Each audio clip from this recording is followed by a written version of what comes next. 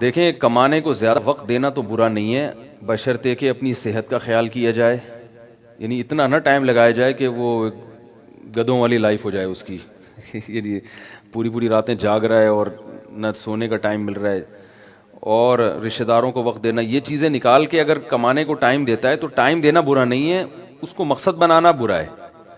یعنی اگر آپ یہ سمجھتے ہیں کہ مجھے اللہ نے پیدا اس لیے کیا کہ میں پیسے کماؤں، تو یہ بہت بڑی بیوقوفی ہے، اس کا بہت نقصان ہے۔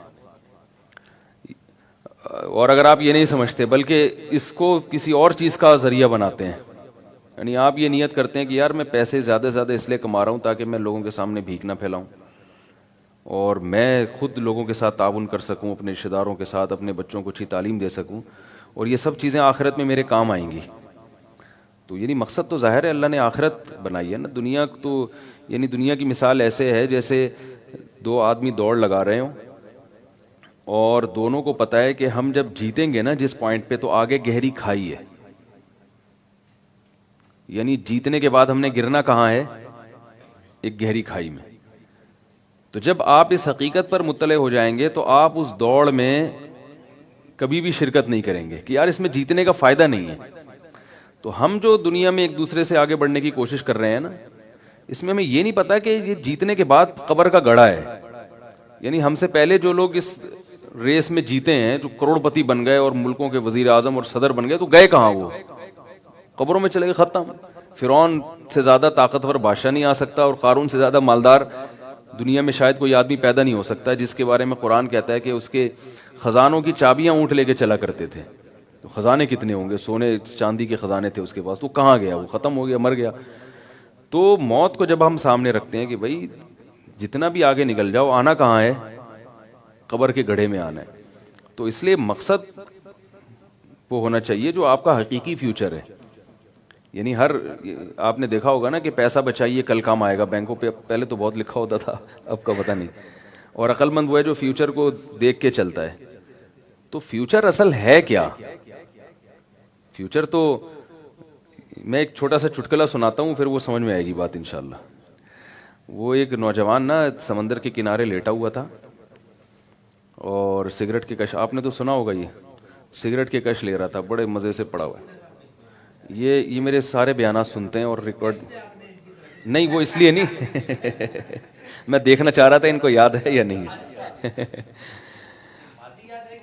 نہیں یہ واقعہ ان کو یاد ہے یا نہیں۔ تو وہ سمندر کے کنارے لیٹا ہوا سگریٹ کی کش لے رہا ہے، تو ایک بڑے میاں گزرے، ان کو بڑا ترس آیا کہ یار اتنی نوجوان ہے، اس کی عمر ہے ابھی، اور یہ کیا سمندر کے کنارے پڑا ہوا سگریٹ پی رہا ہے اور وقت ضائع کر رہا ہے۔ تو انہوں نے اس کو سمجھانا شروع کیا کہ دیکھو بیٹا، تم کچھ کر کیوں نہیں لیتے؟ اس نے کہا کہ جی کیا کروں میں؟ کہا کچھ پڑھ لو، میٹرک کر لو۔ پھر میٹرک کے بعد کیا ہوگا؟ 10 سال میں نے میٹرک کیا، پھر کیا ہوگا انکل؟ کہا پھر انٹر کر لینا۔ اس نے کہا اچھا 2 سال انٹر کے لگا لیے، پھر کیا ہوگا؟ اس نے بیٹا پھر B com, B A, B S C کچھ بھی کر لینا، پھر کیا ہوگا؟ پھر ایم ایس سی کر لینا، پھر کیا ہوگا؟ بیٹا پھر جاب تلاش کرنا۔ اچھا جی پھر کیا ہوگا؟ 16 سال لگا دیا آپ نے جی اس میں۔ کہا پھر تمہاری اچھی تنخواہ ہوگی۔ اس نے کہا پھر کیا ہوگا؟ انہوں نے کہا پھر شادی ہوگی، اچھے گھرانے کی تمہیں بیوی ملے گی۔ پھر کیا ہوگا؟ پھر تمہاری اولاد ہوگی۔ پھر کیا ہوگا؟ انہوں نے کہا پھر مزے کرنا۔ تو کہتے ابھی کیا کر رہا ہوں ابھی کیا کر رہا ہوں؟ پھر کہنے لگا انکل ابھی تو میں کیش مزے کر رہا ہوں، آپ جو طریقہ بتا رہے ہو نا اس میں مزے کرکرے ہونے کا بھی بڑا خطرہ ہے۔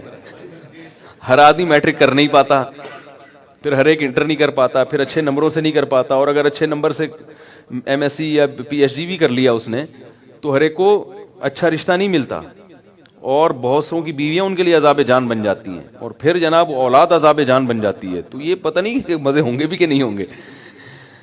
وہ تو خیر کسی اور لحاظ سے سوچ رہا تھا، غلط کہہ رہا تھا، لیکن اس لحاظ سے یہ بات درست ہے کہ اگر آپ دنیا کو اپنا ہدف بنائیں گے نا تو یہاں بڑے مسائل ہیں۔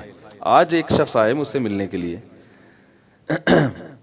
ان کے کسی دوست نے پہلے تعارف کروا دیا تھا، کہہ رہے کہ یار میں پڑھائی میں پیچھے رہ گیا اور یہ میرا دوست بہت محنتی تھا، یہ بہت آگے نکل گیا، یعنی اسکول کے زمانے سے محنتی تھا، اور ابھی کینیڈا کی نیشنلٹی بھی اس کو مل گئی ہے، اور بہت دنیا میں اس کے سفر ہوتے ہیں، کروڑ پتی آدمی ہے، لیکن بہت ٹینشن میں ہے بیوی بچوں کی طرف سے، اور کہہ رہے میں مزے میں ہوں، مجھے بیوی بچوں کی ٹینشن نہیں ہے۔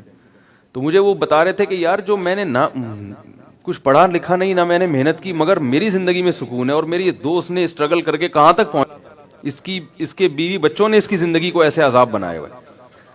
تو دنیا کے بارے میں یہ سوچنا چاہیے کہ جو کچھ آپ چاہ رہے ہیں، ضروری نہیں کہ میں یہ نہیں کہہ رہا اسٹرگل نہ کریں، محنت نہ کریں، ہدف نہ بنائیں، دنیا کو ٹارگٹ نہ بنایا جائے۔ جس نے اس کو ہدف بنایا نا، مقصد بنایا، وہ اس کو سکون نہیں ملتا یہاں پہ۔ سکون اسی کو ملے گا جو آخرت کو مقصد بنائے گا، کہ بھئی میں اس لیے ترقی کر رہا ہوں تاکہ مسلمانوں کی حالت اچھی ہو جائے، میری بھی حالت اچھی ہو۔ نبی صلی اللہ علیہ وسلم نے فرمایا جو دنیا اس لیے کمائے تاکہ لوگوں کے سامنے ہاتھ نہ پھیلائے، تو یہ بھی عبادت ہے۔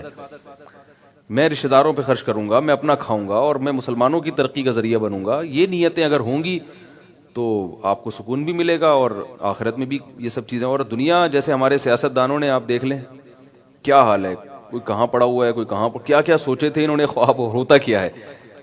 اتنا کچھ کرنے کے بعد بھی ٹینشن کے علاوہ کچھ بھی ہاتھ نہیں آیا۔ تو یہ ہے دنیا کی حقیقت، کافی ہے میرا خیال ہے۔